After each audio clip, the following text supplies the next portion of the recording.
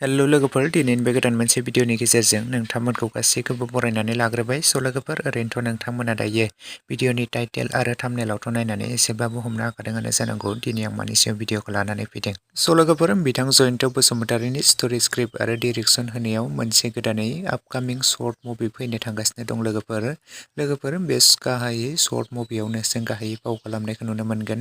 जयन्त बसुमतारी, प्रिया बसुमतारी, फैलाव बसुमतारी आरो बिबुंथि दैमारी बिथांमोननि फाव खालामनायखौ जों बे गोदान मोनसे फैनो गोनां आपकामिं मोनसे शर्ट मुभियाव फावखौ खालामनाय नुनो मोनगोन लोगोफोर। स' लोगोफोर बे मोनसे गोदानै फैनो गोनां आपकामिं मोनसे कमेडि शर्ट मुभिनि टाइटेल आरो थाम्बनेलनि मुंखौ मोजाङै मिथिनाय जायाखै। स' जायनि थाखाय आं नोंथांमोननो शेयार खालामजोबनो हायाखै।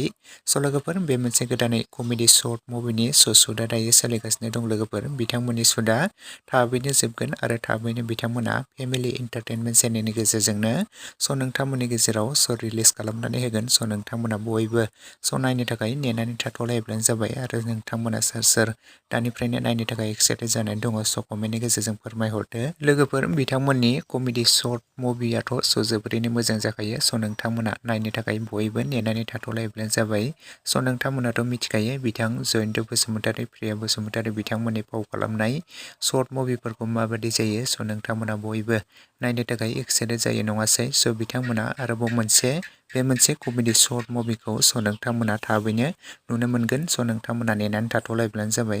लोगोफोर लोगोसेनो दासिमनि सुंद' आपडेट भिडिअ बेखिनियावनो and thank you for watching. Next video थाबैनो लोगो मोनफिनगोन लोगोफोर।